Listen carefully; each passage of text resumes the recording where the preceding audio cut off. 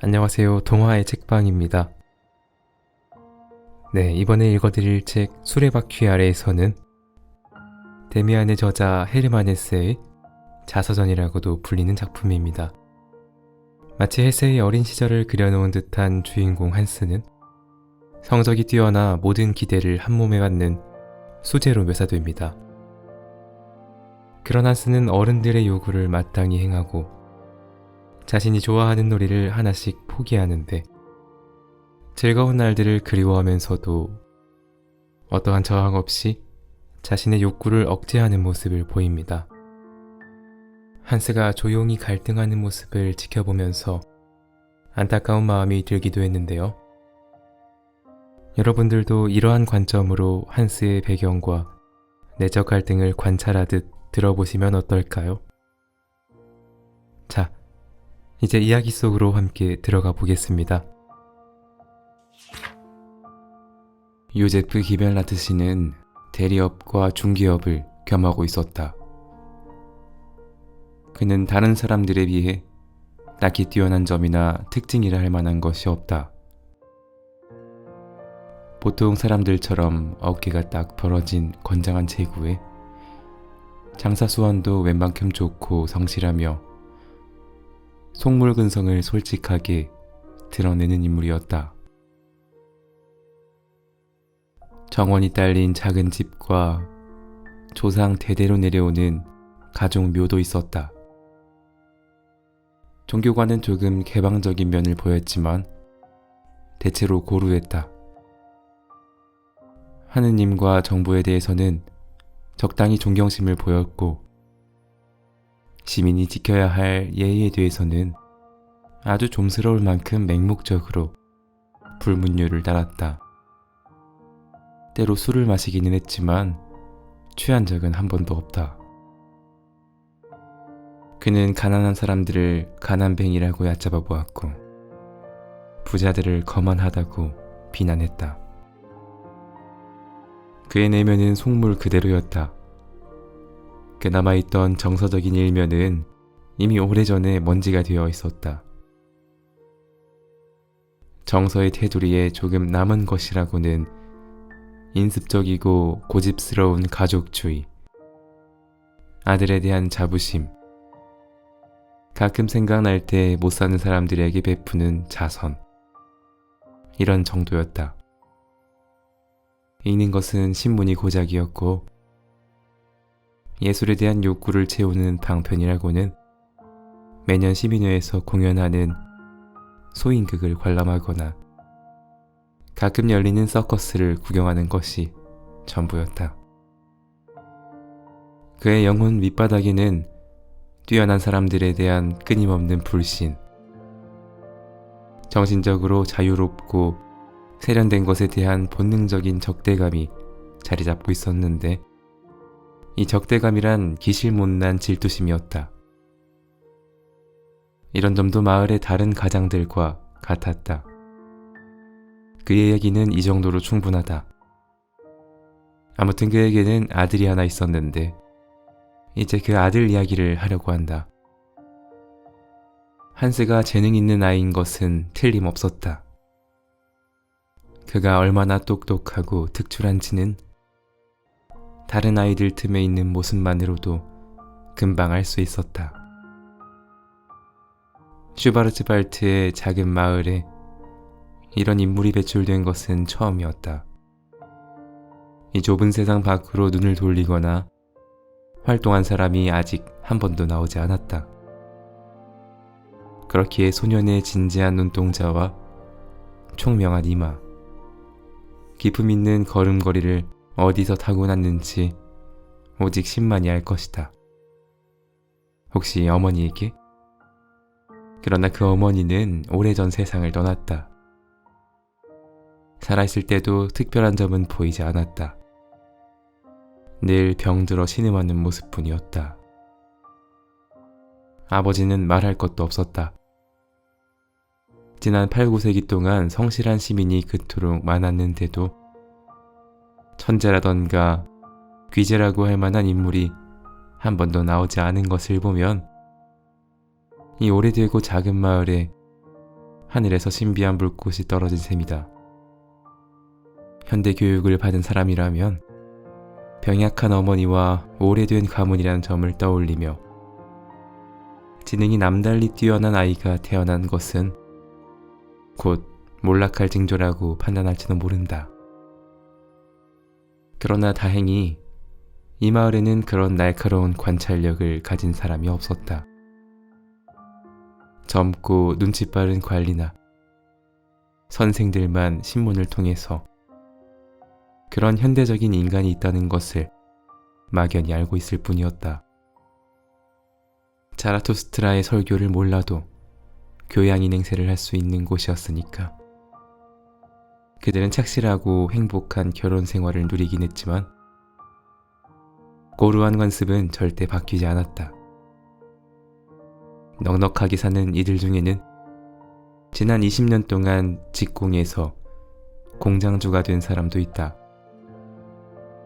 이들은 관리 앞에서는 모자를 벗어 예를 갖추고 친하게 지내려고 하면서도 자기들끼리 있을 때는 좀생이니 석인 아부랭이니 하면서 비웃었다. 그러면서도 그들의 가장 큰 꿈은 자기 자식이 대학을 졸업해서 관리가 되는 것이었다. 하지만 유감스럽게도 그것은 이루어질 수 없는 한낱 아름다운 꿈에 지나지 않았다. 그들의 아들들은 라틴어 학교조차 몇 번이나 낙제를 해가면서 겨우 마치는 판국이었던 것이다. 한스의 재능은 의심할 여지 없었다. 교사와 교장, 이웃 사람들과 목사, 모두 소년이 아주 영리하고 특출하다는 것을 인정했다. 따라서 그의 장래는 결정된 것이나 다름없었다. 슈버벤 지역에서는 재능이 있다 해도 부모가 부유하지 않으면 오직 한 가지 길밖에 없었다. 조시험을 거쳐 신학교에 입학한 다음 튜빙겐 대학에서 공부를 마치고 목사가 되어 설교단에 오르거나 아니면 대학 강단에 서는 것이었다. 매년 이 지역 소년 40~50명이 평탄하고 안전한 이 길로 들어선다. 견진성사를 받은 학생들이 국가의 보조금으로 공부하는데 그들은 공부에 지쳐 야윈 모습으로 여러 인문 지식을 섭렵한다. 그리고 8~9년이 지나면 제2의 삶에 들어서는데 이때는 그 전의 삶보다 훨씬 긴 세월 동안 국가의 은혜를 갚아야 한다. 몇 주일 뒤면 어김없이 주시험이 있을 예정이다. 매년 국가가 시험을 통해 지역의 수재들을 선발한다. 이 기간 동안 소도시나 마을에서는 수많은 가족들이 시험이 치러지는 수도를 향해 한숨과 탄원과 기도를 보낸다. 한스는 이 작은 마을에서 그 힘겨운 경쟁에 참여하는 유일한 사람이었다. 굉장히 영예로운 일이었다. 하지만 이것은 결코 거저 얻어진 게 아니었다. 매일 4시까지 수업을 받고 그 다음에는 교장이 따로 그리스어를 가르쳤다. 6시에는 목사가 친절하게도 라틴어와 종교 과목 복습을 도와주었다. 그리고 일주일에 2번은 저녁을 먹고 나서 1시간 동안 수학 선생의 수업을 받았다. 그리스어 수업은 불규칙 동사 다음에 불변화사로 표현될 수 있는 다양한 문장의 결합에 중점을 두었고 라틴어는 간결한 문체와 섬세한 운율을 주로 학습했으며 수학은 복잡한 비례식에 집중했다. 비례식이 앞으로 하게 될 연구나 생활에 전혀 필요 없는 듯 했지만 실제로는 굉장히 중요하다고 선생은 매번 강조했다. 다른 과목보다 더 중요할지도 모른다. 논리력과 추리력을 기르고 명쾌하고 객관적이며 효율적인 사고를 할 수 있는 바탕이 되기 때문이다. 지나치게 뇌에 무리를 주면서 지식을 연마하다 보면 정서적인 면을 소홀히 해서 감정이 메마를 수 있는데, 이를 방지하기 위해 한스는 매일 아침 수업을 시작하기 전에 견진성사 준비 수업을 1시간 동안 참관했다. 브렌치의 교리문답을 배웠는데 학생들에게 도움이 될 만한 부분을 암기하거나 낭송함으로써 젊은이의 마음에 종교적인 삶을 불어넣는 것이었다. 그러나 유감스럽게도 한스는 삶의 생기를 얻을 수 있는 그 시간들을 아껴서 축복의 기회를 스스로 저버렸다. 그는 그리스어와 라틴어 단어와 연습 문제를 적은 종이 쪽지를 문답서 속에 끼워두고 1시간 내내 세속적인 학문에 몰두했던 것이다. 하지만 그러는 동안에도 끊임없이 불안감과 초조함에 시달리는 것을 보면 그의 양심이 그렇게 무딘 것은 아니었다. 수업 담당 목사가 가까이 다가오거나 그의 이름을 부를 때마다 흠칫 놀라 몸을 움츠렸고, 질문에 대답하면서도 이마에 땀이 맺히고 가슴이 콩닥거렸다. 하지만 발음만큼은 하나도 틀리지 않고 정확해서 목사는 그의 재능에 담복했다. 한스는 집에 돌아와 밤늦도록 희미한 등잔불 밑에서 숙제를 했다. 쓰고 암기하고 예습과 복습을 하는 것이었다. 평화로운 분위기에서 조용히 공부하면 훨씬 더 집중할 수 있고 능률적이라고 선생이 말했다. 그래서 매주 화요일과 토요일에는 보통 10시까지, 다른 날은 11시, 12시, 때로는 더 늦게까지 공부할 때도 있었다. 아버지는 기름을 많이 쓴다고 툴툴거리면서도 아들이 열심히 공부하는 모습을 대견스럽고 자랑스럽게 쳐다보았다. 잠깐 시간이 날 때나 우리 생활의 7분의 1을 차지하는 일요일에 한스는 학교에서 미처 읽지 못한 책을 읽거나 문법을 복습하며 부족한 부분을 채워나갔다. 물론 무리하면 안 돼. 적당히 하는 게 좋아. 일주일에 한두 번은 산책을 하렴. 산책은 꼭 필요한 데다 공부에도 아주 효과적이거든.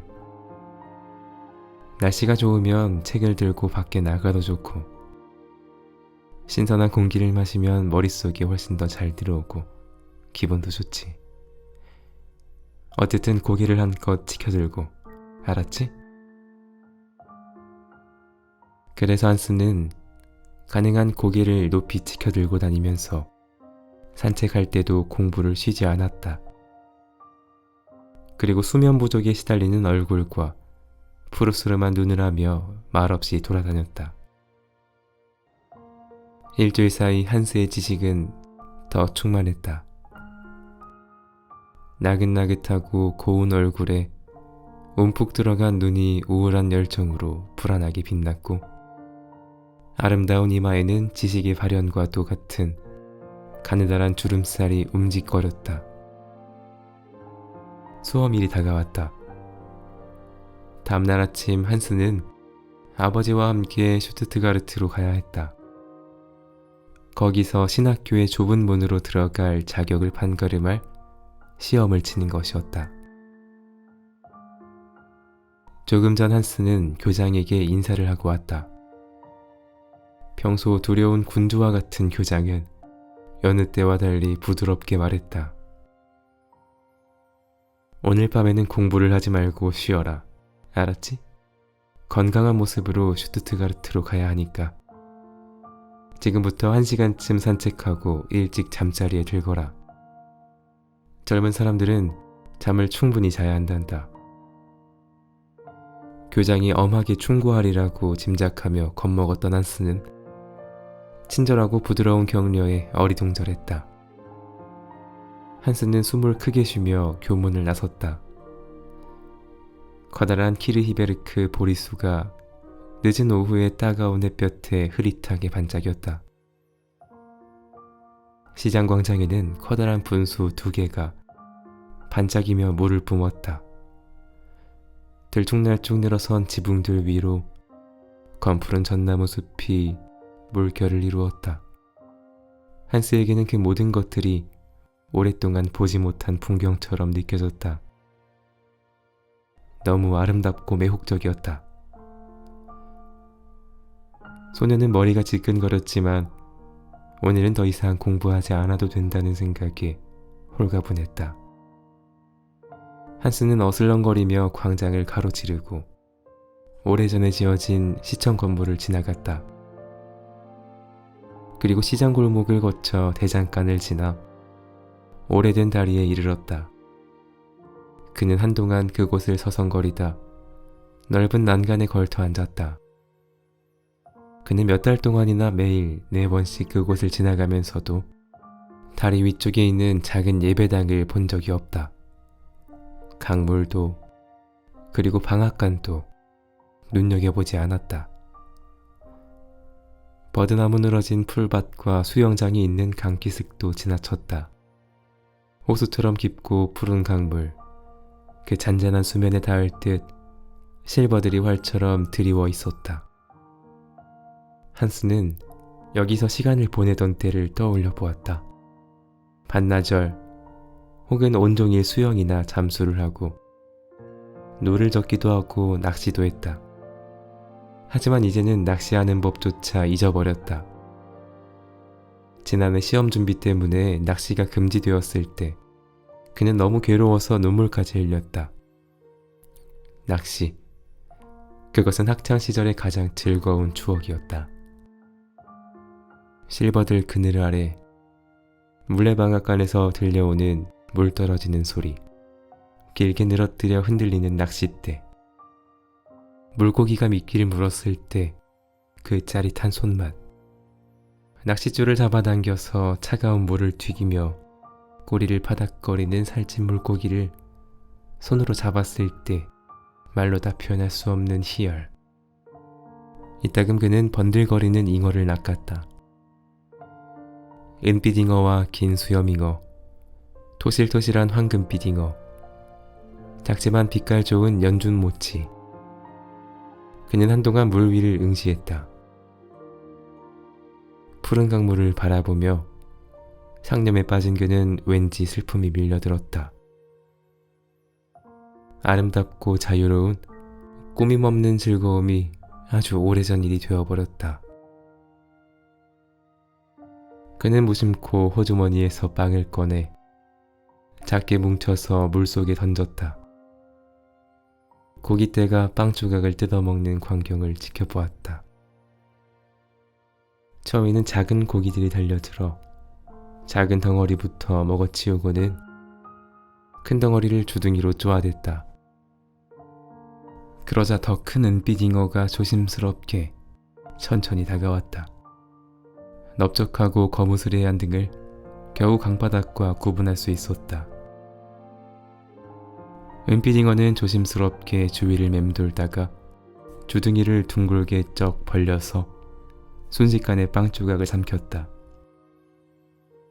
흐르는 강물에서 후덥지근한 기운이 피어올랐다. 옅은 구름 조각들이 푸른 물 위에 희미하게 비쳤고 물레방앗간에서는 둥근 톱니바퀴가 신음을 내며 돌아갔다. 강물은 두 개의 둑에서 시원하면서도 나직하게 흘러나와 하나로 합쳐졌다.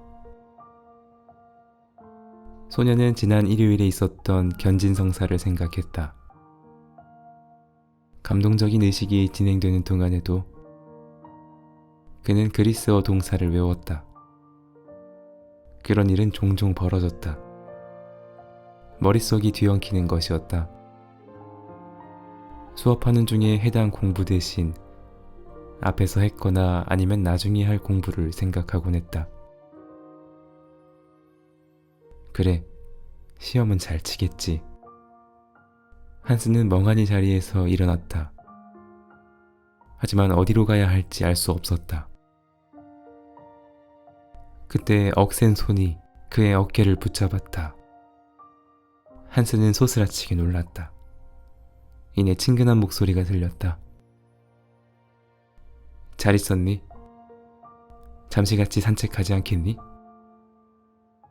구두방 플라이크 아저씨였다.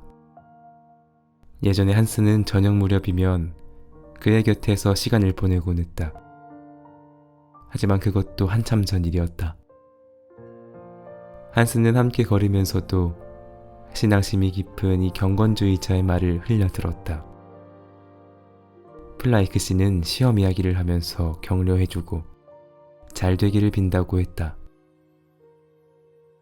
그러나 정말 하려고 했던 말은 시험이란 형식적인 것일 뿐이고 운이 많이 작용하는 일이라는 것이었다. 그 점을 한스에게 이야기해주고 싶었다. 따라서 시험에 떨어졌다고 부끄러워할 필요 없고 아무리 뛰어난 학생도 떨어질 수 있다고 했다. 한스가 그렇게 되더라도 그것은 모든 영혼들을 지배하는 신의 특별한 섭리이며 각자에게 정해진 길로 이끌어준다고 했다. 한스는 플라이크 아저씨에게 미안한 마음이 있었다. 그는 플라이크 씨의 점잖고 엄숙한 성품을 존경했다. 하지만 마을 사람들은 플라이크 씨와 함께 기도를 드리는 신자들에게 농담을 하며 웃음을 터뜨리곤 했다. 한스도 옳지 않은 농담이라는 것을 알면서도 덩달아 웃었다. 더구나 한스는 자신의 비겁한 행동을 부끄러워하기도 했다. 언제부터인가 아저씨의 날카로운 질문이 두려워 피해 다니다시피 한 것이다. 선생들의 자랑거리가 된 뒤로 한스는 조금 거만하게 굴었다. 플라이크는 종종 우습다는 듯이 그를 보며 교만한 태도를 누그러뜨리려고 애썼다. 그러나 소년의 마음은 좋은 뜻으로 이끌어주려는 사람에게서 자꾸 멀어지기만 했다. 한스는 한창 반항할 나이였기 때문이다. 자의식을 건드리는 모든 것을 못마땅하게 여기며 신경을 곤두세웠던 것이다. 지금도 한스는 함께 걷고 있는 아저씨가 걱정과 호의가 가득한 눈빛으로 자신을 바라보고 있다는 것을 전혀 알지 못했다. 크로넨 골목길에서 두 사람은 목사와 마주쳤다. 플라이크는 정중하면서도 딱딱하게 인사하고 얼른 자리를 피했다. 왜냐하면 목사는 새로운 풍조를 추종할 뿐만 아니라 예수의 부활도 믿지 않는다는 소문이 돌았기 때문이다. 목사는 소년과 함께 걸으면서 물었다. 좀 어떠니? 곧 시험인데 괜찮니? 네, 좋아요. 그래, 잘 됐구나. 정신 바짝 차려야 해. 모두 너에게 얼마나 큰 기대를 걸고 있는지 알고 있지? 특히 라틴어 시험에서 좋은 성적을 올리기 바란다. 그러다 시험에서 떨어지면 한스가 수줍게 말했다. 떨어지다니. 목사는 깜짝 놀라며 걸음을 뚝 멈추고 덧붙였다. 시험에서 떨어진다니 상상도 못할 일이다. 절대 있을 수 없는 일이야. 그런 생각은 하지 말거라. 자, 그럼 아버지께 안부 전해주고 힘내라. 한스는 목사의 뒷모습을 바라보고 나서 구두방 아저씨가 걸어간 쪽을 돌아보았다. 아저씨는 뭐라고 했지? 라틴어 따위는 중요한 게 아니라고, 올바른 마음과 신에 대한 공경심만 있으면 된다고 했다. 말은 쉽지. 그리고 목사. 시험에 떨어지면 한스는 목사 앞에 나타나지도 못할 것이다. 침울한 기분으로 집에 돌아온 한스는 비탈진 작은 정원에 들어섰다. 거기에는 오래전부터 거의 쓰지 않는 허물어지다시피 한 정자가 하나 있었다. 예전에 한스는 그 안에 판자로 토끼집을 만들어 3년 동안 토끼를 길렀다. 하지만 지난 가을 시험 공부 때문에 토끼를 모두 빼앗겼다. 그 뒤로 한스는 기분 전환을 위해 뭔가를 할 시간이 전혀 없었다. 한스가 정원에 들어온 것도 셜록 오랜만이었다. 텅 빈 토끼집은 곧 쓰러질 것 같았고 벽 모서리 종유석은 이미 무너졌다. 작은 나무 물레바퀴는 뒤틀리고 깨진 채 수도관 옆에 나뒹굴었다.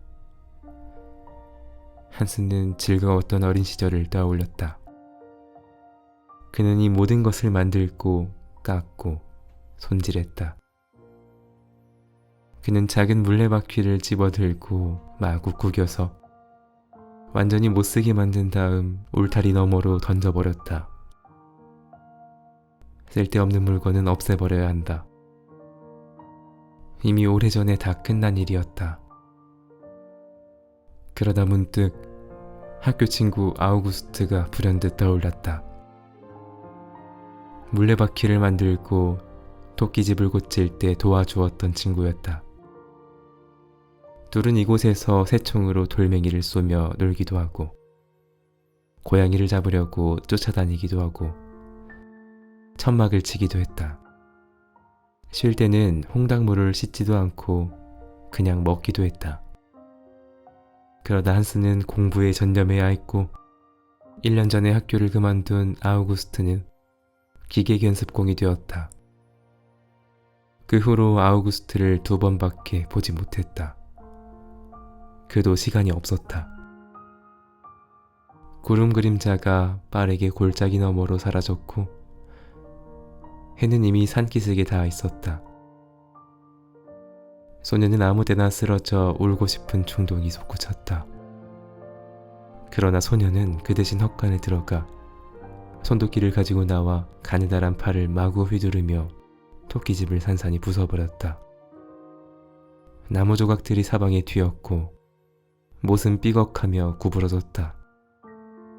한스는 손도끼를 마구 휘둘러 닥치는 대로 깨부쉈다. 그리고 어린 시절의 추억을 모두 없애버리려는 듯이 아니 얘야, 무슨 짓이야? 아버지가 창가에 서서 소리쳤다. 장작을 패는 거예요. 한스는 더 이상 대답하지 않고 손도끼를 팽개치더니 정원을 가로질러 갔다.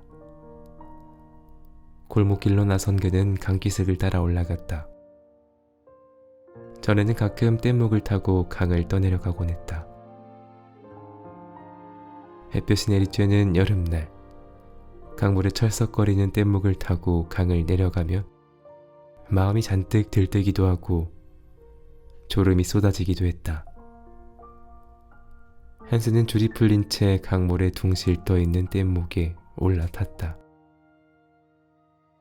그리고 버드나무 가지 더미에 드러누워 상상의 나래를 펼쳤다. 뗏목이 떠내려갔다. 빠르게, 때로는 느리게. 뗏목은 초원과 밭, 마을과 시원한 숲을 지나 수문과 다리 밑을 빠져나갔다. 그는 지금 뗏목에 누워 있었다. 마치 모든 것이 예전 그대로인 것 같았다. 카프베르크에서 토끼 먹이를 뜯기도 하고 공장 옆 강변에 걸터 앉아 낚시하던 때 두통도 없고 걱정 근심도 없던 그때 그대로. 한스는 지친 몸과 마음으로 집에 돌아왔다. 시험이 코앞이었다. 아버지는 몹시 들떠서 연신 한스에게 물었다. 책은 가방에 넣었느냐? 검정 양복은 준비했느냐? 가면서 어떤 공부를 할 거냐? 한스는 못마땅하다는 듯이 무뚝뚝하게 간단히 대답하고 잠자리에 들겠다고 인사했다. 잘 자거라, 한스. 푹 자거라. 아침 6시에 깨워주마. 그 사전 잊지 않았겠지? 그럼요. 그 사전 챙겼어요. 한스는 한동안 불도 켜지 않은 작은 방에 혼자 앉아 있었다. 이 작은 방은 시험이 그에게 가져다 준 단 하나의 혜택이었다. 이 방에서 한스는 누구의 간섭도 받지 않는 왕이었다. 여기서 그는 피로와 졸음과 수시로 엄습하는 두통과 싸워가며 카이사르, 크세노폰, 문법과 사전, 그리고 수학 문제에 몰두했다. 자부심과 공명심에 불타 끈질기게 매달리면서도 가끔은 좌절에 빠지기도 했다.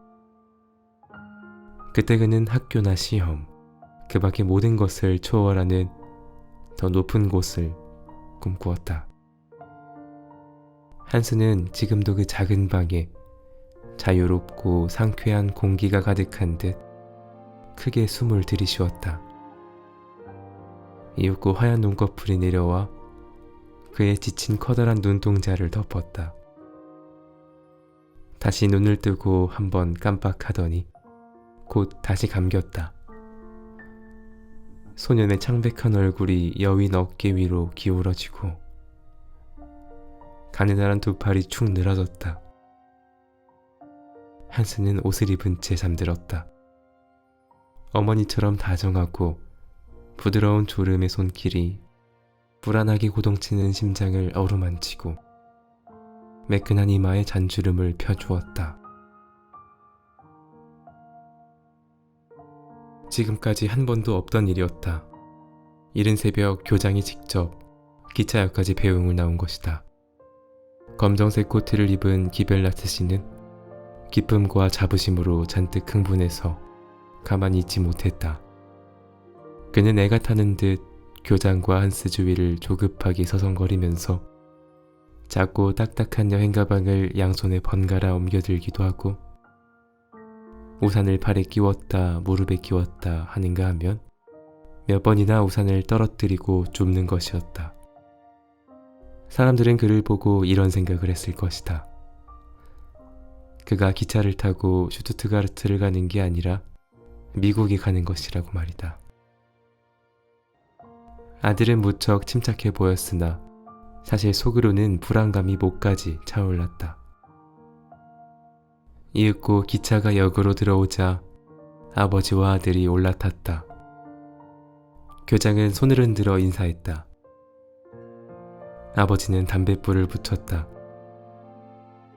마을과 강이 골짜기 아래로 사라졌다. 두 사람에게 기차 여행은 되레 고역이었다. 슈투트가르트에 도착하자마자 아버지는 활력을 되찾았다. 활기차고 상냥하며 사교적인 사람처럼 굴었다. 그러나 한스는 점점 더 말수가 줄어들고 침울했다. 도시를 보니 가슴이 답답하고 불안했다. 끝이 보이지 않을 정도로 길게 뻗은 도로, 마찻길, 거리의 소음에 한스는 겁이 날 뿐이 아니라 괴롭기까지 했다. 그들은 숙모댁에서 묵기로 했다. 낯선 공간, 친절을 베풀려는 숙모의 수다. 그칠 줄 모르는 아버지의 격려의 말들에 소녀는 거의 바닥에 쓰러질 지경이었다. 한스는 당황스러운 기분으로 어색하게 움츠리고 앉아 있었다. 숙모의 도회적인 옷차림, 탁상시계, 벽화, 창 너머 시끌벅적한 거리를 바라보면서 무기력한 기분에 사로잡혔다. 마치 꽤 오래전에 집을 떠나온 것 같기도 했고 힘들게 배운 지식을 한꺼번에 잊어버린 듯한 기분이 들기도 했다. 오후에 그리스어를 한 번 더 훑어보려고 했는데 숙모가 산책을 나가자고 했다. 그 순간 한스의 마음속에 푸른 초원이 떠오르고 숲속에서 나뭇잎이 바람에 사각거리는 소리가 들렸다. 그래서 기꺼이 숙모를 따라 나섰다.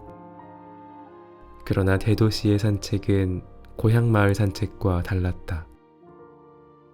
아버지는 시내에서 할 일이 있었으므로 한스는 숙모와 둘이 나갔다. 그런데 층기에서부터 불행이 시작되었다. 2층에서 거만해 보이는 뚱뚱한 부인과 마주쳤는데 숙모가 무릎을 굽혀 인사하자 그 부인이 청산요수로 짓거리기 시작했던 것이다. 그 자리에 선 채 무려 15분이나 이야기가 계속되었다. 한스는 난간에 기대서 있었다. 부인이 데리고 나온 강아지가 한스의 냄새를 맡으며 킁킁거리기도 하고 으르렁거리며 짖기도 했다. 한스는 두 사람이 자기 얘기를 하고 있다는 것을 어렴풋이 짐작했다. 처음 보는 그 뚱뚱한 부인이 코안경 너머로 몇 번이나 한스를 위아래로 훑어보았던 것이다. 거리에 나오자마자 숙모는 어느 상점으로 들어가더니 한참이 지나도 나오지 않았다. 한스는 부끄러운 기색으로 길거리에 우두커니 서 있었다. 사람들이 지나가면서 그를 밀치기도 하고 거리에서 노는 아이들이 그를 보고 놀리기도 했다. 상점에서 나온 숙모는 한스에게 커다란 초콜릿을 하나 주었다. 그는 초콜릿을 좋아하진 않지만 고맙다고 인사하며 정중하게 받았다. 그들은 다음 모퉁이에서 마차를 탔다. 사람들을 가득 태운 마차는 쉴 새 없이 종을 울리며 달려갔다. 마침내 큰 가로수길 옆 공원에 도착했다. 분수에서 물이 솟구치고 울타리를 친 화초밭에 꽃이 만발했다. 작은 인공 연못에는 금붕어가 놀고 있었다. 사람들은 왔다 갔다 하는가 하면 원을 그리듯 빙빙 돌기도 했다. 수많은 얼굴, 갖가지 멋진 옷차림, 자전거, 환자들 휠체어와 유모차도 보였다. 사람들의 말소리로 주위가 시끄러웠고 공기는 후덥지근한 데다 먼지투성이었다. 마침내 두 사람도 다른 사람들과 나란히 벤치에 앉았다. 졸고 쉬지 않고 이야기를 하던 숙모는 자리에 앉아 신음을 내뱉듯 크게 숨을 내쉬고 상냥한 눈빛으로 소년을 보았다. 그리고 초콜릿을 먹으라고 권했다. 그러나 한스는 먹고 싶지 않았다. 사양하지 말고 어서 먹으래도. 자, 어서. 한스는 초콜릿을 꺼내 은종이를 만지작거리다 할 수 없이 작게 한 조각 떼어 입에 넣었다. 초콜릿을 별로 안 좋아한다고 숙모에게 말할 수 없었다. 한스가 억지로 초콜릿을 삼키려고 할 때였다. 숙모는 아는 사람을 발견하고는 말했다. 여기에 좀 있거라. 얼른 갔다 올 테니. 그러고는 곧바로 달려갔다. 한스는 안도의 숨을 크게 내쉬고는 들고 있던 초콜릿을 잔디밭에 던져버렸다. 그런 다음 박자를 맞춰 몸을 흔들면서 걸어갔다. 사람들을 바라보고 있으니 자신이 초라하게 느껴져 기분이 좋지 않았다. 한스는 그리스어를 외워보려고 했으나 경악스럽게도 하나도 기억나지 않았다. 깡그리 잊어버린 것이다. 바로 내일이 시험인데. 조금 뒤 숙모가 돌아왔다. 숙모는 올해 주 시험에 118명이 응시했다고 말했다. 36명을 뽑는데 말이다. 소녀는 완전히 풀이 죽어 집으로 오는 내내 한마디도 하지 않았다. 집에 돌아오자 한스는 두통이 왔다. 집에 돌아오자 한스는 두통이 나고 식욕이 떨어져 아무것도 먹지 못했다. 아버지는 크게 꾸짖었고 숙모도 못마땅해 했다. 한스는 잠을 자기는 했지만 무서운 꿈에 시달렸다. 그는 다른 수험생 117명과 함께 시험장에 앉아 있었다.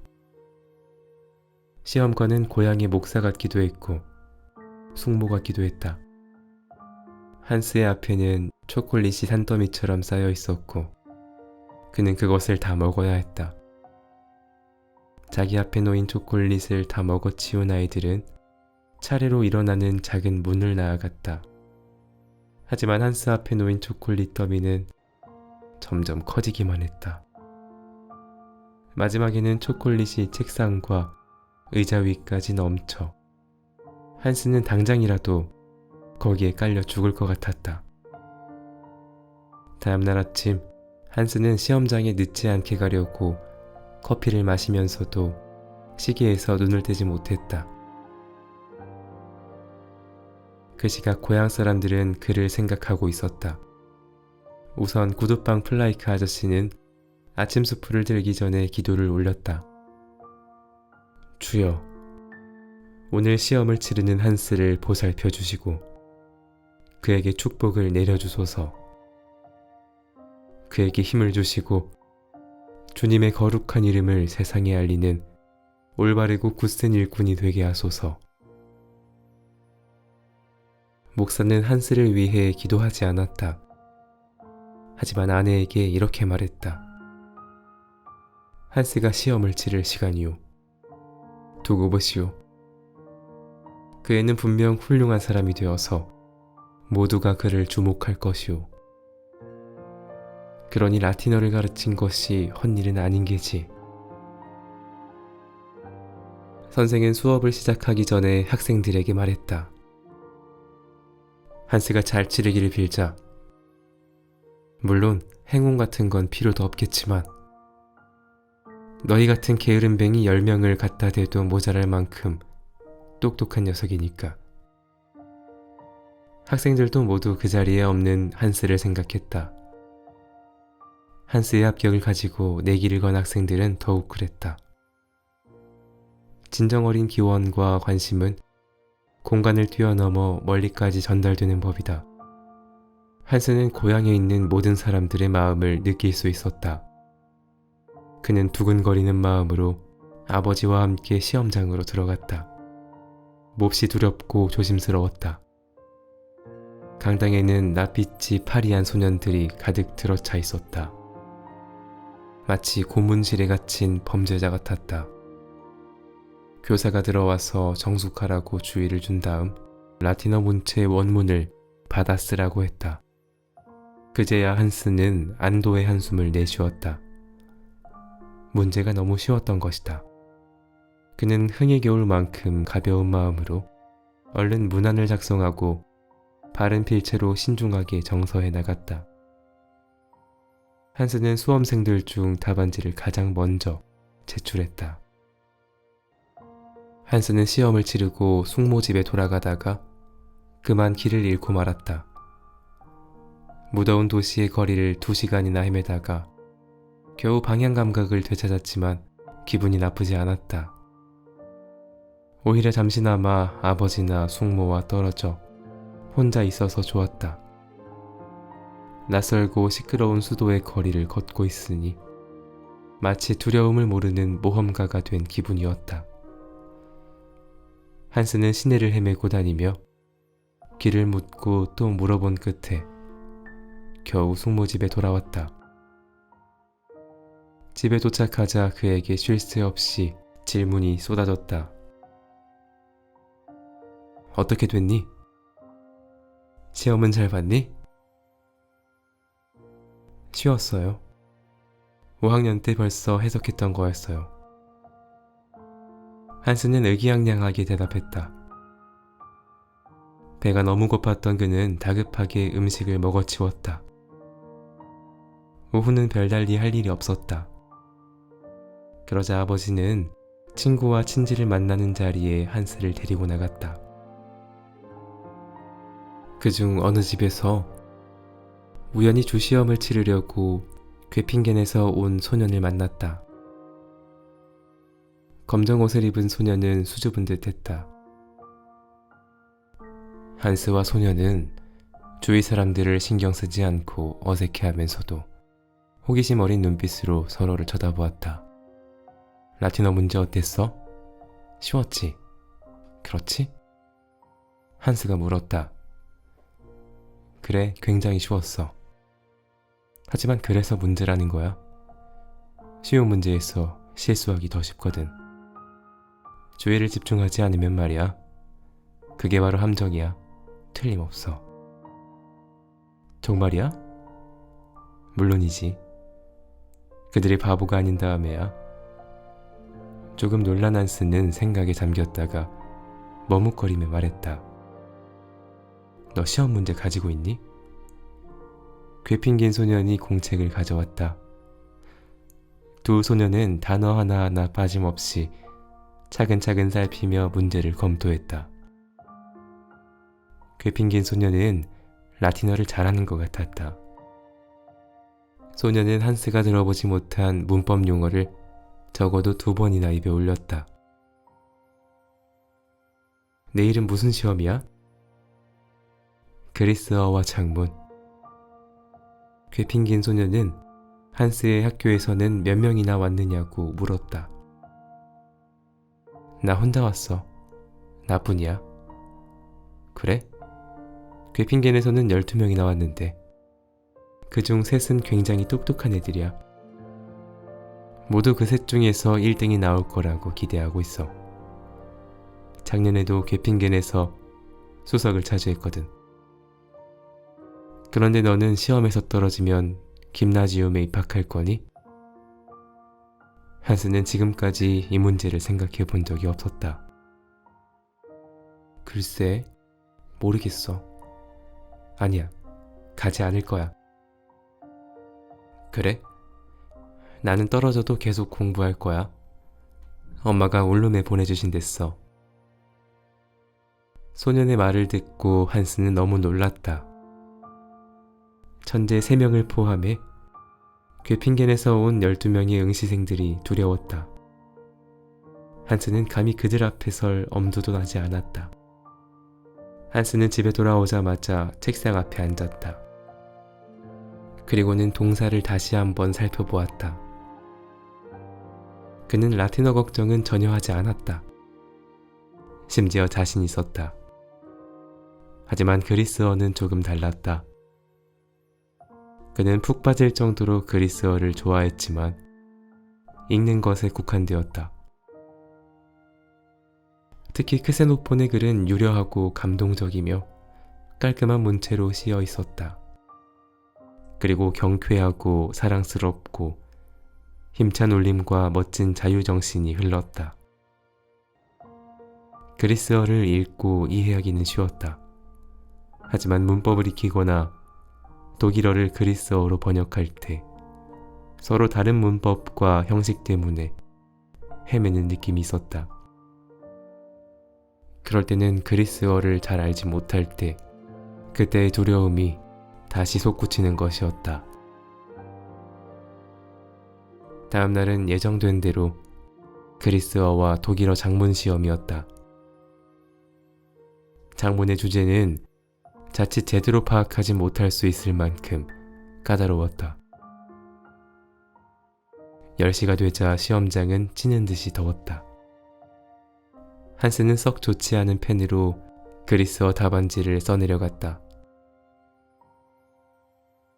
작문 시간에는 옆에 앉은 학생 때문에 무척 곤혹스러웠다. 그 학생은 뻔뻔스럽게도 답을 가르쳐달라고 한스의 옆구리를 찔렀다. 시험을 치르는 중에 옆에 앉은 수험생과 이야기를 해서는 안 된다. 이를 어기면 당장 시험에서 쫓겨나고 만다. 한스는 두려워하면서 종이 쪽지에 그러지 말라고 써서 건네고는 등을 돌려버렸다. 너무 무더운 날씨였다. 쉬지 않고 책상 사이를 왔다 갔다 하던 감독관들도 손수건으로 연신 얼굴에 땀을 닦았다. 견진성사 예복이었던 두꺼운 옷을 입은 한스는 땀이 잔뜩 빼고 머리까지 아팠다. 결국 그는 만족스럽지 않은 답안지를 제출했다. 자기가 적은 답이 모조리 틀리기라도 한 듯 시험을 완전히 망친 듯이. 식사를 하는 동안 한스는 한마디도 하지 않았다. 죄를 지은 사람의 표정으로 쏟아지는 질문에 그저 어깨만 으쓱할 뿐이었다. 숙모는 그의 기분을 달래주려고 했지만 감정이 격해진 아버지는 불쾌한 기색을 감추지 못했다. 식사를 하고 나서 아버지는 한스를 데리고 옆방으로 들어가 다시 한번 캐물었다. 잘 못 봤어요. 한스가 대답했다. 좀 더 신중하게 했어야지. 젠장. 아무 대꾸도 하지 않던 한스는 아버지가 계속 질책하자 얼굴을 붉히고 말했다. 아버지는 그리스어도 모르시면서. 2시에 구술 시험을 치르는데 한스는 가고 싶지 않았다. 왜냐하면 가장 두려운 시험이었기 때문이다. 그는 비참한 기분에 잠겨 햇볕이 뜨겁게 내리쬐는 시내를 걸어갔다. 한스는 불안감과 초조함에 더해 현기증까지 일어 눈조차 제대로 뜰 수 없었다. 커다란 녹색 책상 앞에 시험관 3명이 앉아 있었다. 한스는 그들 앞에 앉아 10분 동안 라틴어 문장 몇 개를 번역한 다음 질문에 대답했다. 그리고 다른 시험관 3명 앞에 앉아 10분 동안 또다시 그리스어 문장을 번역하고 질문에 답했다. 마지막으로 한스는 불규칙 동사의 과거 부정형에 대해 질문을 받았지만 전혀 대답하지 못했다. 이제 나가도 됩니다. 저기 오른쪽 문으로. 걸어 나가던 한스는 문 앞에서 걸음을 뚝 멈췄다. 과거 부정형이 생각난 것이다. 나가세요. 나가라고요. 혹시 어디 불편해요? 시험관이 소리쳤다. 아닙니다. 과거형이 생각났습니다. 한스는 돌아서서 동사의 변화를 큰 소리로 외쳤다. 그는 시험관 한 명이 웃는 걸 보았다. 그리고 타는 듯 뜨거운 머리를 손으로 감싸고 밖으로 나왔다. 시험관들의 질문과 자신의 대답을 떠올려 보려고 했지만 머릿속이 엉망진창이었다. 커다란 녹색 책상과 프로코트 차림으로 엄숙한 표정을 짓고 있는 나이든 시험관 셋. 책상 위에 펼쳐져 있던 책과 그 위에 놓여 있던 자신의 떨리는 손만 어지럽게 떠오를 뿐이었다. 대체 어떤 대답을 했지? 한스는 거리를 걸었다. 마치 이곳에 온 지 몇 주일은 된 것 같았다. 하지만 영원히 여기서 벗어날 수는 없을 것만 같았다. 고향집 정원과 전나무가 우거진 푸른 산, 강가의 낚시터, 그 모든 것이 너무나 아늑하게 느껴졌다. 마치 오래전 한 번 봤을 뿐인 것 같았다. 당장 집에 돌아갈 수 있다면 여기 있을 이유가 전혀 없었다. 어쨌든 시험을 망치지 않았는가. 한스는 우유빵을 하나 사서 들고 오후 내내 거리를 이리저리 돌아다녔다. 아버지에게 변명을 늘어놓고 싶지 않았던 것이다. 집에 돌아오니 모두 그를 걱정하고 있었다. 지치고 가엾어 보이는 한스의 모습을 보고 달걀 스프를 먹이고 빨리 자라고 했다.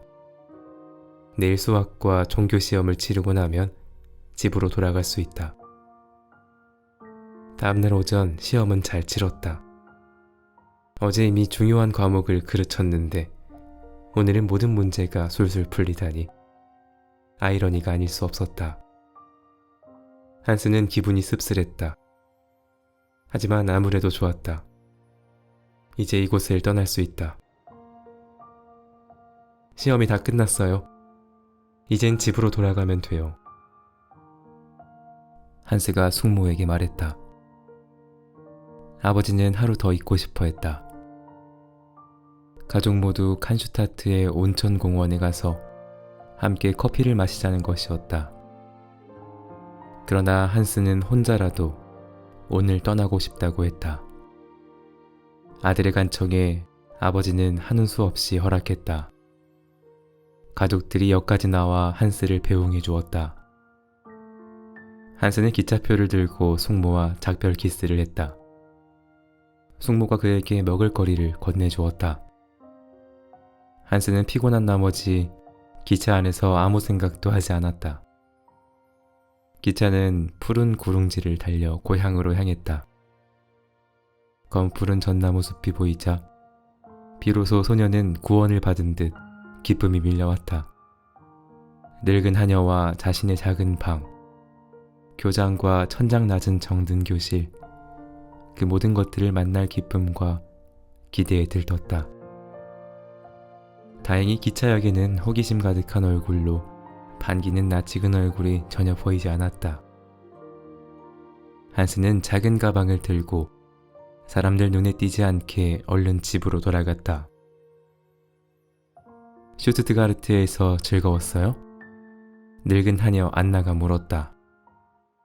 즐거웠냐고요? 시험이 어떻게 즐거울 수가 있어요? 돌아온 것만으로도 기쁠 뿐이에요. 아버지는 내일 오신대요. 한스는 신선한 우유를 한 잔 들이켜고 창 앞에 걸린 수영복을 집어들고 밖으로 뛰어갔다. 하지만 많은 사람들이 수영을 즐기는 강가 풀밭으로 가지 않았다. 한스는 시내에서 꽤 먼 바게까지 갔다. 우거진 덤불 사이로 강물이 흐르는데 물살이 세지 않고 수심이 깊었다. 한스는 옷을 벗고 먼저 손발을 물속에 담갔다.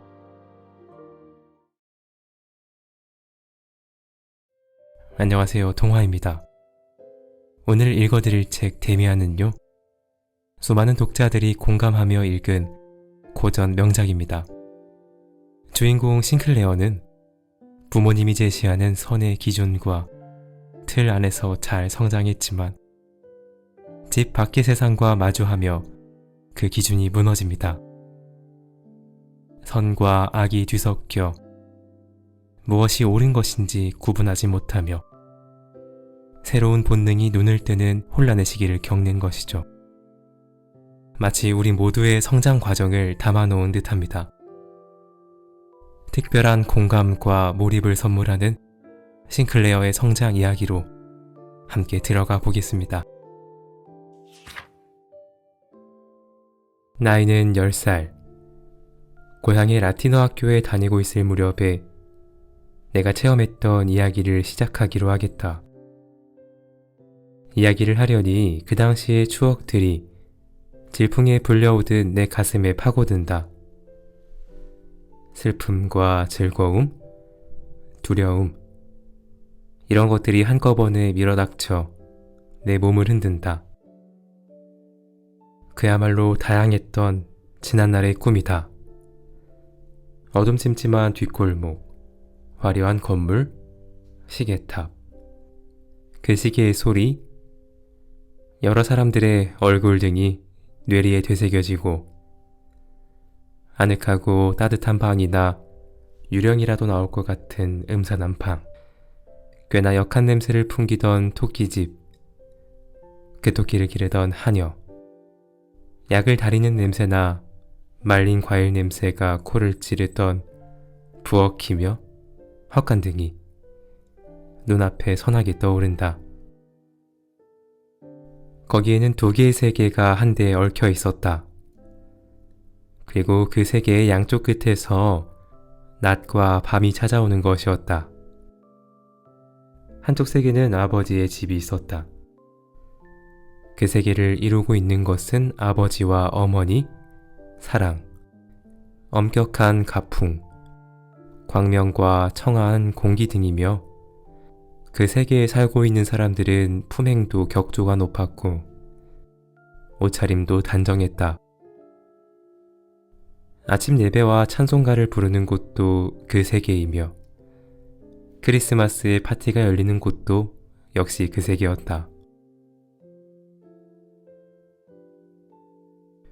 거기에는 미래로 통하는 직선적인 길이 있었다. 의무와 책임, 양심의 가책과 지혜가 있었다. 그러므로 푸른 하늘처럼 맑고 깨끗하며 아름답고 절제가 있는 생활을 하려면 그 세계로 돌아가지 않을 수 없었던 것이다. 또 하나의 세계는 내 집 한가운데서 이미 시작되고 있었는데 그것은 아주 동떨어진 세계였다. 냄새도 달랐고 말투도 달랐으며 장래성이나 요구도 달랐다. 그 제2의 세계에는 하녀와 소년이 살고 있었으며 괴기한 이야기와 스캔들이 그치지를 않았다. 너무 어이가 없어서 기가 막히는 일, 뜬구름처럼 정체를 알 수 없는 일들이 파도처럼 밀려오는 곳이다. 그 세계에는 도살장도 있고 형무소도 있다. 고주망태가 된 주정뱅이가 있는가 하면 아낙네들의 귀따가운 입씨름도 있다. 외양간에서는 암소가 새끼를 낳고 마곡간에서는 늙은 말이 쓰러진다. 이야기라고 하면 강도나 살인이나 자살에 대해서 짓거리는 것뿐이다. 처절하고 광포하고 잔악한 사건들이 꼬리를 물고 일어난다.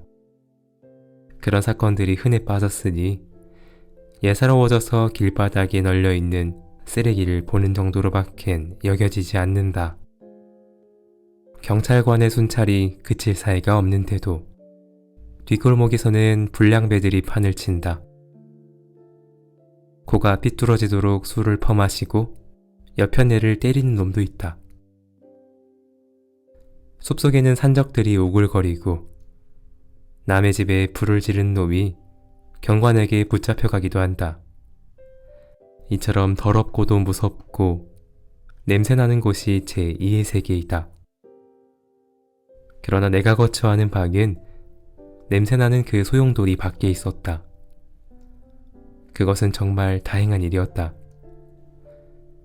집에 돌아가면 평화와 질서와 안녕이 있고 의무와 양심, 관용과 사랑이 있다.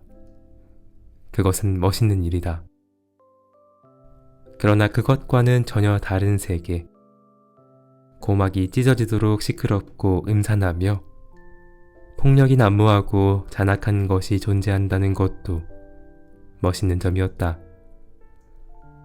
그런 것이 어째서 멋있느냐고 반문할지도 모르겠지만 그러한 세계에서 한 걸음만 건너뛰면 어머니의 품속으로 도망쳐갈 수 있지 않은가. 그러니 멋있는 일이라고 할 수밖에 없다. 그런데 아무래도 기묘하게 생각되는 것은 이 동떨어진 두 개의 세계가 서로 이웃해 있는 정도가 아니라 얽히고 설키어 한데 겹쳐 있다는 사실이다.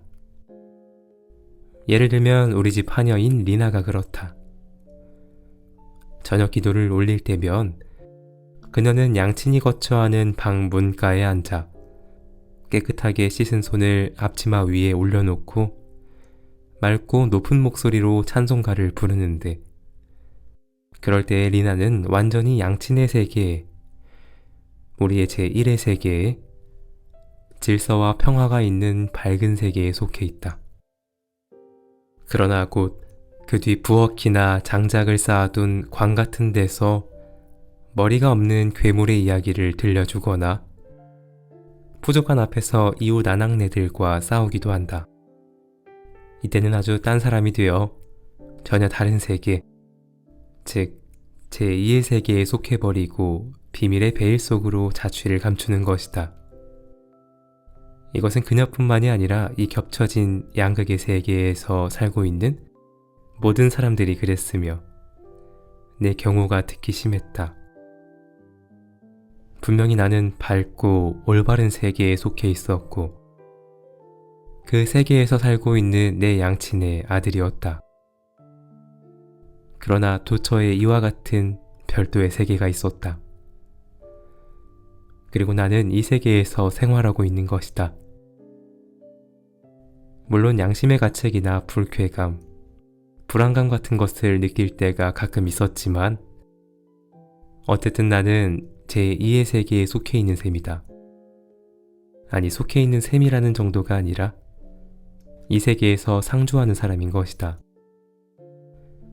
양심의 가책이나 불안감으로 가슴을 죄일 때가 있는 반면 이 세계에서 산다는데 어떤 보람마저 느끼기도 했고 여기에서 밝은 세계로 돌아가는 것이 아무리 필요하고 좋은 일이라고 해도 어딘가 모르게 지겹고 살맛이 안 나는 나라로 되돌아가는 것처럼 생각될 때가 자주 있었다.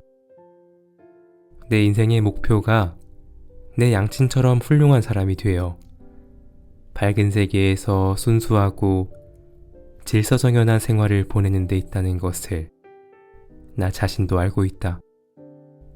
그러나 그 세계로 가는 길은 멀고 거기에 도달하자면 우선 여러 학교를 졸업하고 대학에 들어가 어려운 시험을 치르지 않으면 안 된다. 그런데 곤란한 것은 이 길을 걷자면 언제나 캄캄한 또 하나의 세계 곁을 지나지 않으면 안 된다는 사실이다.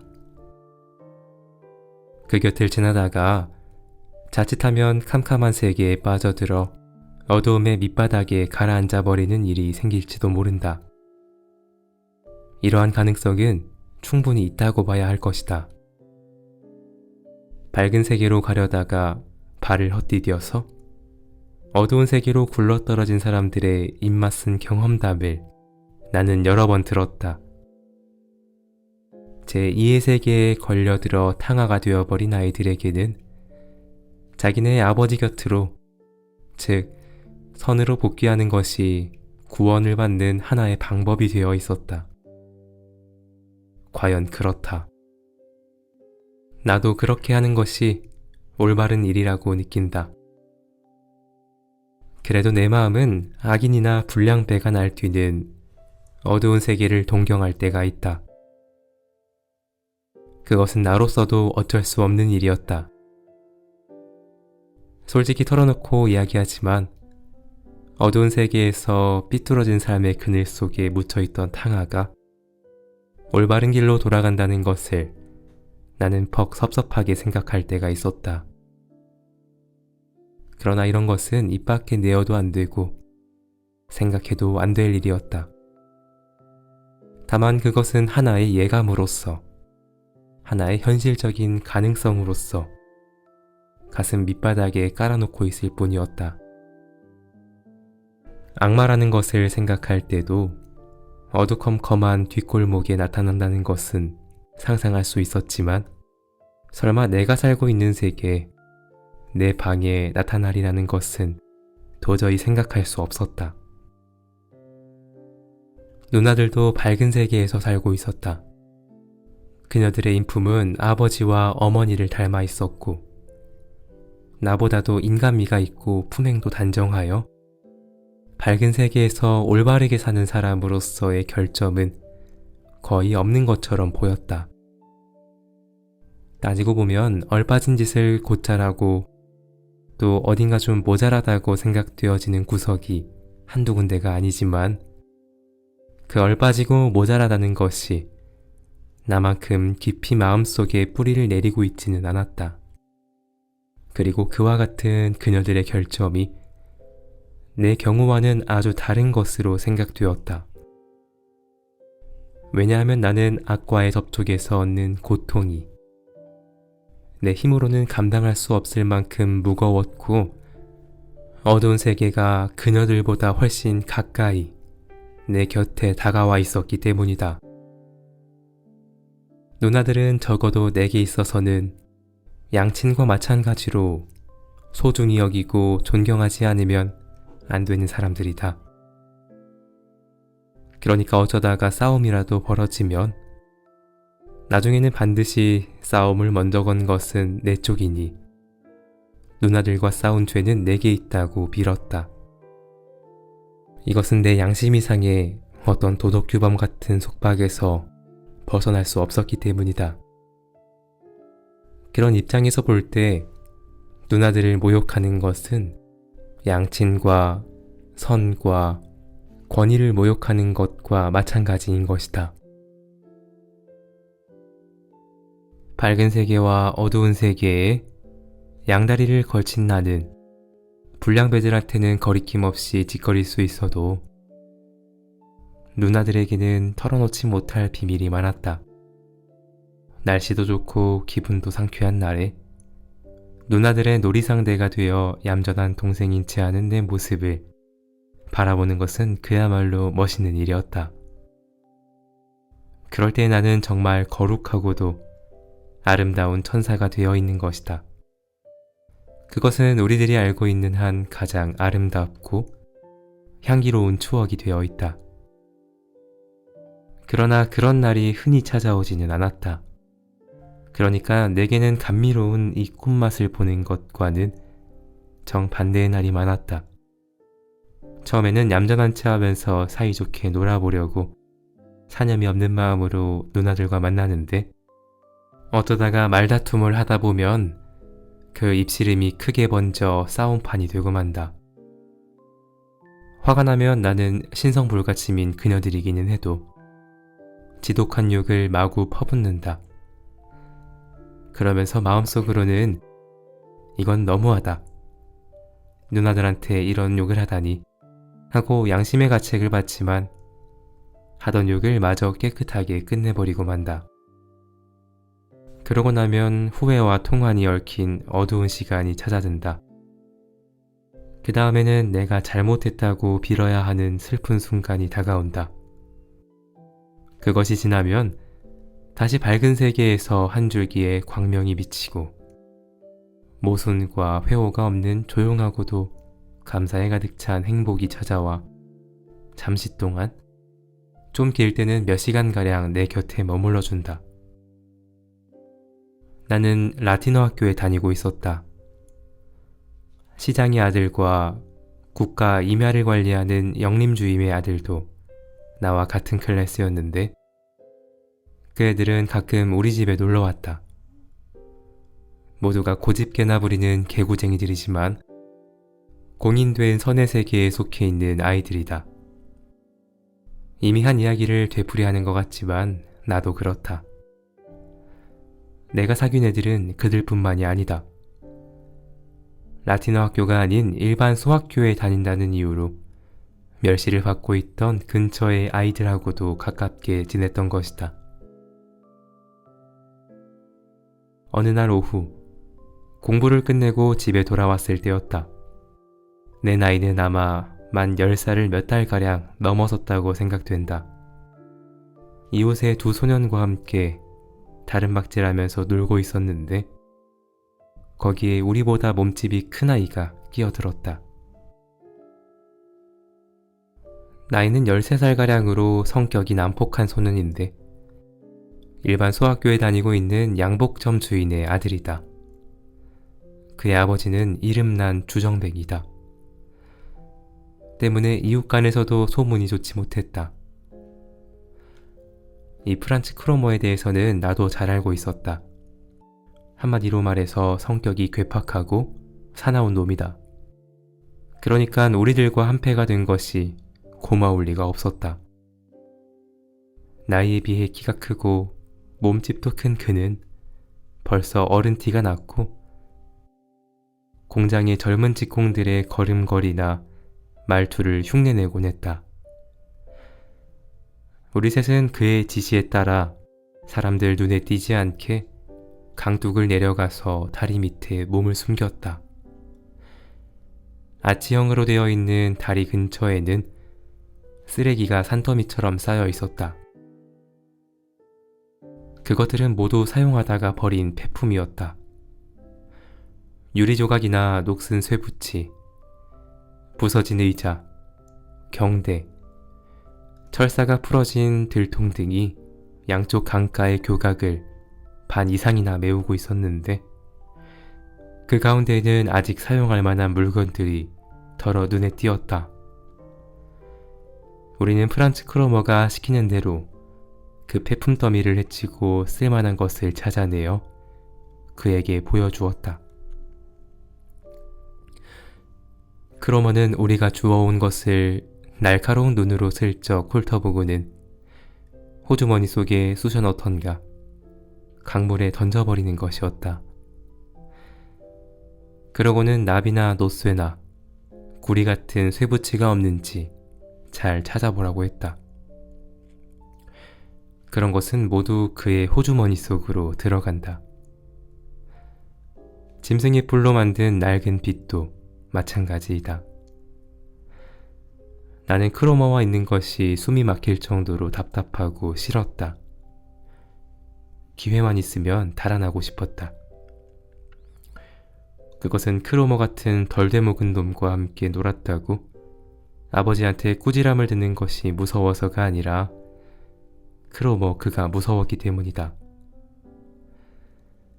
그러나 프란츠 크로머가 나를 다른 아이들과 동등하게 취급해주는 것은 고마운 일이었다. 그 소년과 한대에 어울리면 명령을 내리는 것은 언제나 그쪽이고 우리는 그저 복종할 뿐이었다. 내가 크로머와 한대에 어울린 것은 이번이 처음이지만 다른 아이들은 그의 명령에 무조건 복종하는 것이 오래전부터의 습관처럼 되어 있었다. 작업을 끝내고 우리는 강가의 땅바닥에 앉았다. 크로머는 강물에 침을 뱉었는데 그럴 때의 몸짓은 어른과 꼭 같았다. 아이들은 이야기를 시작했다. 저마다 자랑거리가 될 만한 것을 짓거려댔다. 모두가 못된 장난을 했다는 이야기를 늘어놓고 무슨 대단한 일이라도 치른 것처럼 우쭐대는 것이었다. 나는 처음부터 잠자코 있었는데 함께 어울리지 않는다고 크로머가 화를 내지 않을까 겁이 나서 견딜 수가 없었다. 내 두 친구들은 크로머가 우리를 다리 밑으로 끌고 올 때부터 나를 제쳐놓고 그의 편이 되어 있었다. 그러니까 나는 외톨박이가 된 셈이다. 그들 셋은 내 옷차림이나 태도로 미루어 보아 자기들을 무시하는 것으로 생각했을지도 모른다.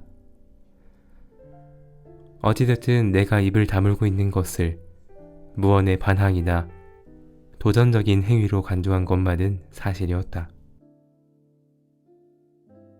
더욱이 라틴어 학교의 학생이고 상류사회의 명문의 아들인 나를 크로머가 좋아할 리 없었다. 다른 두 아이들도 예외는 아니다. 만약 내가 크로머한테 얻어맞는다고 해도 맞아 죽는다고 해도 말려주지 않을 것은 뻔한 일이었다. 그것은 나도 잘 알고 있었다. 불안감으로 가슴이 죄어 견딜 수 없게 된 나는 무슨 이야기를 그럴듯하게 꾸며대고 그 주인공이 나라고 했다. 내용인즉 물레방아 근처의 과수원에서 사과를 한 부대나 훔쳤는데 그것도 보통 사과가 아니고 제일 맛이 좋은 종만 골라서 훔쳤다고 했다. 나는 코앞에 들이닥친 위험에서 벗어나기 위해 할 수 없이 엉터리 거짓말로 꾸며 했지만 일단 이야기를 꺼내면 상대방이 고지듣도록 그럴듯하게 늘어놓는 데는 자신을 갖고 있었다. 기왕에 꾸며낸 도둑질 이야기니 크로머의 환심을 살 때까지 계속 해봐야겠다고 생각한 나는 그 줄거리에 가지를 붙이고 잎을 달기 시작했다. 그런데 우리가 사과나무에 올라가서 사과를 따내리고 있는 동안에 한 놈은 망을 보고 있었어. 신나게 사과를 따고 있는데 부대가 꽉 찼으니 그만 내려오라잖아. 망을 보던 놈이 말이야. 그래서 내려가 보니까 정말 부대가 터질 지경이었어.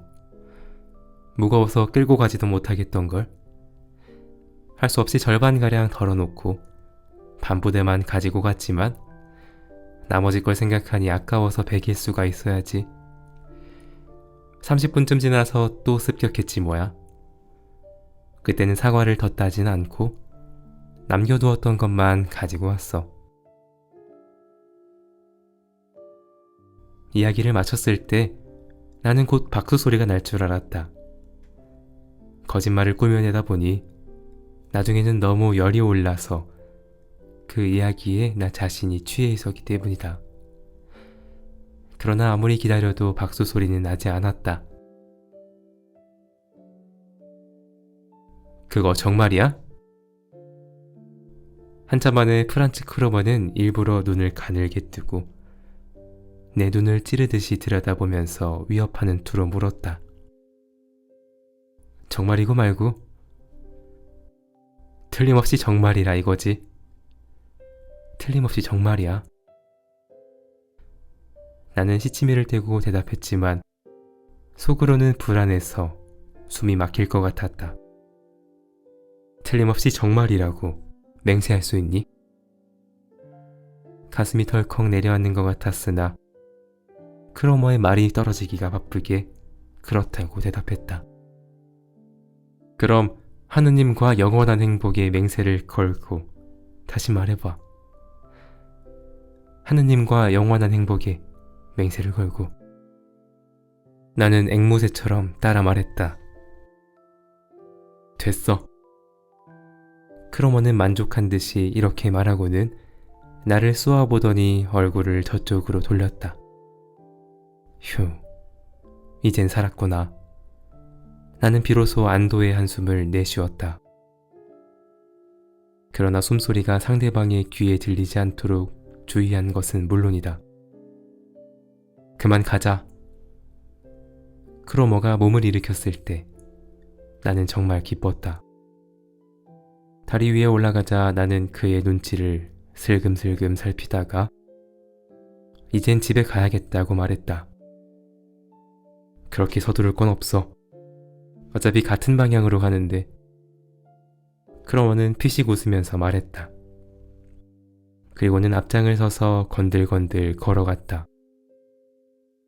나는 다른 박질을 할 용기가 나지 않았다. 크로머는 우리 집 쪽으로 여전히 걸어가고 있었다. 집 앞에 도착하였을 때 노스로 만든 현관문의 손잡이와 유리창이 둔한 석양의 햇살을 반사하고 있는 것이 눈에 들어왔을 때 나는 두 번째로 안도의 한숨을, 그대는 다리 밑에서와는 달리 마음껏 길게 몰아쉬었다. 폭군으로부터 완전히 해방된 것이다. 어머니의 방에 열려있는 창문으로 커튼 자락도 보였다. 아, 이제야 겨우 내 집에 돌아왔구나. 이렇게 밝고 평화로운 세계에 돌아올 수 있다니 얼마나 고마운 일이냐. 나는 급히 문을 열고 뛰어들어 손을 뒤로 돌려서 손잡이를 잡아당겼는데 어느 틈에 따라 들어왔는지 프란츠 크로머가 내 뒤에 서 있지 않은가. 타일을 깐 현관 바닥에 떡 버티고 선 그는 내 팔을 우악스럽게 움켜쥐고는 그렇게 서두르지 말라니까 하고 나지막하면서도 귀청을 쩌렁쩌렁 울리는 목소리로 말했다. 나는 흠칫 놀라면서 그를 돌아다 보았다. 내 팔을 움켜잡은 그의 손은 무쇠처럼 단단했다. 이놈이 무슨 심술을 부리려고 이러는지 모르겠네. 나를 괴롭힐 작정이라도 하고 있는 걸까? 나는 생각했다. 큰 소리로 고함을 지르면 누가 달려나와서 나를 구해줄까? 하는 생각도 했다. 그러나 두 번째 생각은 버리기로 마음먹었다. 왜 그래? 무슨 일 있어? 나는 물었다. 뭐 별것은 아니야. 좀 묻고 싶은 게 있어서 잠깐 실례했을 뿐이야. 다른 애들한테는 말할 필요 없는 거니까. 뭐야? 말해봐. 나 2층에 올라가 봐야 해. 그 과수원 말이다. 주인이 누군가 알고 싶어. 너는 물론 알고 있겠지. 몰라. 나는 방앗간 주인 것이 아닌가 생각하지만 확실한 건 잘 몰라. 크로머는 갑자기 소나귀에 힘을 주더니 내 발을 비틀어 돌리면서 자기 앞으로 끌어당겼다. 나는 그의 얼굴을 정면으로 쳐다보지 않을 수 없는 자세가 되고 말았다. 그의 눈에는 아기가 가득 차 있었고 이 먼저리에는 심술궂은 미소가 떠 있었다. 얼굴 전체에 잔인한 힘이 넘치는 그런 표정이었다.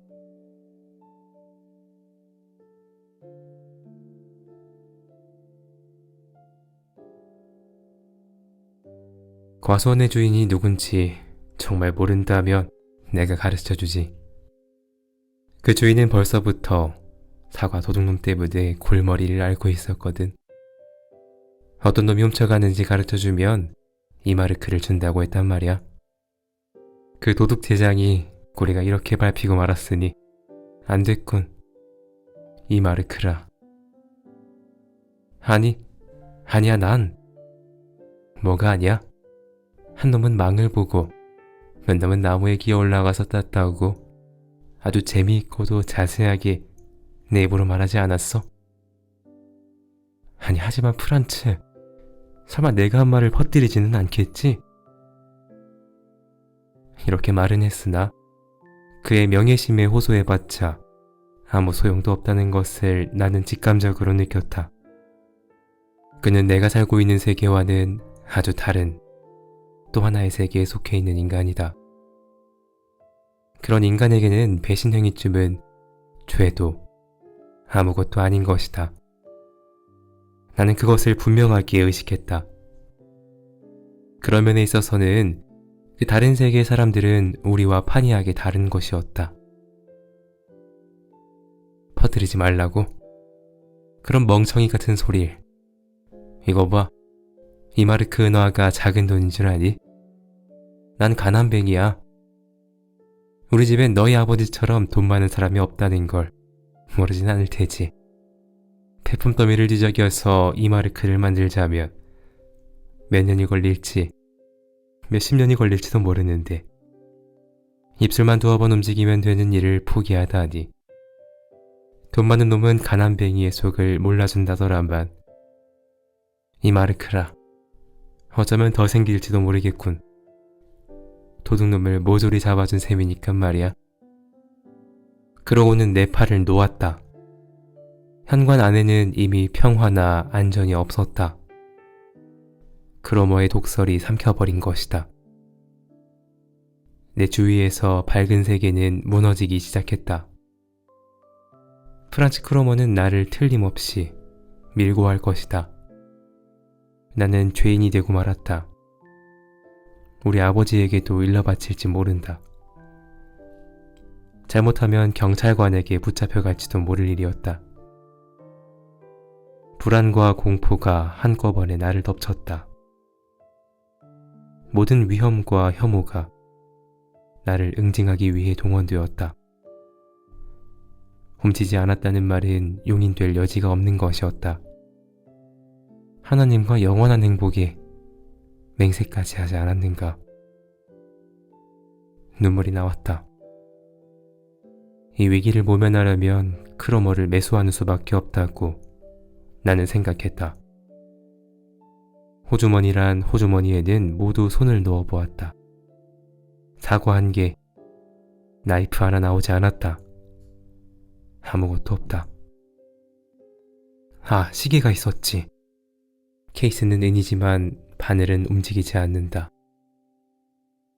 낡고 고장난 골동품 같은 시계다. 그것은 할머니의 유물이었다. 시간을 가리키지 않는 시계지만 그저 갖고 다니고 싶어서 갖고 있던 것이다. 나는 얼른 시계를 꺼냈다. 크로머, 주인한테 일러 바치는 건 너무해. 내 입장이 어떻게 되겠는지 생각 좀 해줘. 이 시계를 줄게. 이거밖엔 아무것도 없어. 자, 받아. 은시계야. 지금 바늘은 움직이지 않지만 알맹이는 고급이야. 그는 의미를 알 수 없는 엷은 웃음을 띠면서 그 큼지막한 손으로 시계를 받아들었다. 나는 그 손을 보고 이 거친 손이 나에 대해 깊이를 헤아릴 수 없는 적의를 품고 내 생활과 평화를 송두리째 움켜쥐고 있다고 생각했다. 은시계야. 은. 나는 은이라는 데 악센트를 주어 다시 말했다. 이까짓 거 은이면 뭐해? 고물 아니냐 말이야. 게다가 고장까지 나고. 그는 완전히 멸시하는 투로 내뱉듯이 말했다. 이거 봐 프란츠, 제발 부탁이야. 이걸 받아. 그는 차가운 눈초리로 나를 쏘아다 보았다. 더 얘기해봤자 소용없으니 그만 가야겠다. 내 발길이 어디로 돌려지는가 짐작할 수 있겠지? 경찰에 연락해봐도 좋아. 거기 있는 폴리하고는 아는 사이니까 말이야. 그는 현관문을 열고 나가려고 했다. 이대로 보냈다간 큰일이다. 나는 그의 소매자락을 붙잡고 늘어졌다. 불만을 품고 돌아가면 도둑질 이야기를 퍼뜨릴 것이 뻔하다. 그 뒤에는 필연적인 결과로서 여러 가지 고통이 내게 밀어닥친다. 그 지경을 당할 바엔 차라리 죽는 편이 낫다. 프란츠, 제발 부탁해. 고장난 시계를 줬다고 너무 섭섭해하지 말아줘. 그래도 은이야. 주인한테 일러바치겠다는 건 농담이지? 그래, 농담이야. 하지만 이게 진짜 농담이 되게 하려면 너는 톡톡히 내놔야 해. 프란츠, 그럼 어떻게 하면 좋겠어? 그는 눈을 가늘게 뜨고 내 얼굴을 찬찬히 들여다보면서 웃기 시작했다. 생각을 좀 해보란 말이야. 내가 꼬집어서 말하지 않아도 알 게 아니야. 나는 지금 입만 떼면 이마르크 은화를 거머쥐게 되어 있어. 소나기에 거머쥔 돈을 내팽개칠 만큼 나는 부자가 아니야. 그러니깐 내가 이마르크만 내놓으면 만사가 오케이야. 그의 속셈은 알고도 남았다. 그러나 은화 이마르크, 내 힘으로 마련할 수 없는 의미에 있어서는 10마르크나 100마르크, 아니 1000마르크와 다르지 않았다. 내게는 돈이 없었다. 그 무렵 나는 양친으로부터 용돈이라고는 받아 쓰지 못하고 있었기 때문에 돈이 생길 구멍이 없었던 것이다. 난 돈이 없어. 한 푼도 없어. 하지만 다른 물건 같은 거라면 뭐든지 줄게. 정말 돈은 한 푼도 없어. 한 푼도 없다? 크로머의 얼굴은 험상궂게 일그러졌다. 돈은 없지만 인디언 이야기 책도 있고 인형도 있어. 참, 컴퍼스도 있지. 그걸 모두 줄게. 크로머는 들은 척도 않고 있다가 타일바닥에 침을 뱉었다. 듣기 싫어. 그따위 허튼 수작에 내가 넘어갈 줄 아니? 뭐? 컴퍼스도 있다고? 나를 더 이상 화나게 하지 마. 그는 막무가내였다. 하지만 없는 걸 어떻게 내놔? 우리 아버지나 어머니는 다른 건 몰라도 돈은 주지 않아. 없는 걸 자꾸 내놓으라면 난 어떡해? 사정이 그렇다면 내일까지 여유를 주지. 내일 이마르크를 갖고 와. 방과 후 시장 어귀에서 기다리고 있을 테니까. 알았지? 만약 약속을 어기는 날이면 그땐 정말 용서 없어. 얘기는 알아들었지만 한 푼도 없는 돈을 어떻게 갖고 가? 이거 정말 야단났네. 프란츠, 돈은 없어. 마련할 재간도 없는 걸. 그런 것까지 내가 결정해줘야 하니? 너희 집은 부잔데 왜 돈이 없어? 죽는 신용하지 말고 내 말을 똑똑히 들어둬. 내일 방과 후에 시장 어귀. 알았지? 프란츠 크로머는 무서운 눈으로 나를 노려보고는 아까처럼 입을 삐죽거리면서 침을 뱉어놓고 그림자처럼 사라져버렸다. 나는 계단을 올라갈 힘도 없었다. 내 생활에 파멸이 찾아온 것이다. 나는 계단의 맨 아래층에 웅크리고 앉아 꼼짝을 하는 채 어둠과 함께 밀려오는 불행에 내 몸을 맡겼다. 리나가 장작을 가지러 바구니를 들고 내려오다가 어두컴컴한 현관 계단 아래에서 울고 있는 나를 발견했다. 나는 리나에게 아버지나 어머니한테는 아무 말도 하지 말아달라고 부탁하고는 계단을 올라갔다. 창문 곁의 옷걸이에는 아버지의 모자와 어머니의 파라솔이 걸려 있었다.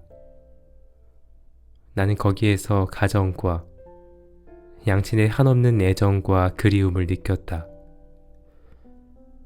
방탕한 자식이 오래간만에 고향으로 돌아와 옛집에 이방 저방 둘러보고 동경과 회환의 눈물을 흘리면서 옛 냄새를 들이마셨을 때처럼 감사와 정성을 다하며 나는 그 모자와 파라솔에 인사를 보냈다.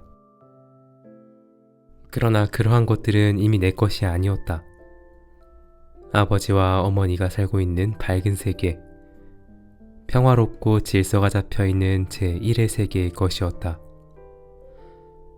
뜻하지 않게 과오를 범한 나는 모험과 죄의 소용돌이에 휘말려 몸부림을 치다가 끝내는 기진맥진하여 황토빛 항류의 밑바닥에 가라앉고 말았다.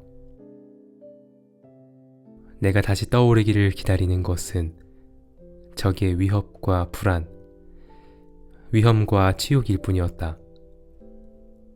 그 모자와 파라솔, 현관의 선반 위에 걸려있는 커다란 그림 액자, 그리고 방에서 흘러나오는 큰 누나의 목소리, 모두가 정답고 그리웠다. 그 모든 것이 그때처럼 소중하게 여겨졌던 적은 없었다. 그러나 그 소중한 것들이 나를 위로해주지는 못했다.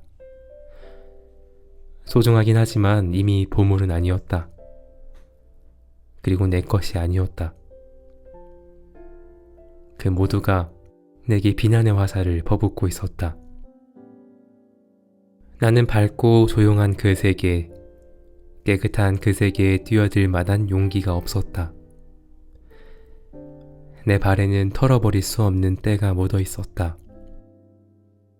나는 내가 살던 세계와 아무런 관련이 없는, 그리고 그 세계가 전혀 알아보지 못하는 그림자를 안고 있었다. 지금까지 마음에 걸리는 일도 많았다. 그러나 그런 것은 내가 지금 집에 갖고 온 것에 비하면 어린애 장난감 같은 것에 지나지 않는다. 농담으로 돌려도 아무런 뒤탈이 없을 만큼 무가치한 것이다. 나는 지금 나를 저주하는 운명에 쫓기고 있다. 사방으로 쫓겨다니고 있다. 아무리 달아나도 그 운명의 손에서 나를 건져주는 사람은 아무도 없다. 어머니에게도 나를 지켜줄 만한 힘이 없었다. 가령 있다고 해도 나를 저주하는 운명의 손길이 지금 내 뒷덜미를 움켜쥐려 한다는 말을 어머니에게 할 수는 없다. 이렇게 된 이상 내가 저지른 죄가 도둑질이건 거짓말이건 그런 것은 아무래도 좋았다. 내 죄는 도둑질이나 거짓말에 국한되는 것이 아니다. 그렇다면 내 죄는 어디까지 뻗어나가는 것인가? 악마하고 악수를 한 것이 내가 저지른 죄의 근원이다. 나는 왜 그 애들을 따라갔을까? 나는 왜 아버지에게서 그처럼 주의를 받았는데도 크로모의 말을 들었을까? 나는 왜 하지도 않은 도둑질을 했다고 거짓말을 꾸며냈을까? 마치 그것이 영웅적인 행위라도 되는 것처럼 왜 자랑 삼아 말을 했을까? 그때 악마는 내 손을 붙잡은 것이다. 그때부터 나를 평생토록 괴롭힐 원수가 내 뒤를 쫓기 시작한 것이 아닌가. 갑자기 무서운 생각이 들었다. 그러자 암흑의 세계를 향해 가속도적으로 치닫는 내 모습이 환상에서 현실로 돌아오는 것 같아서 온몸에 소름이 끼쳤다.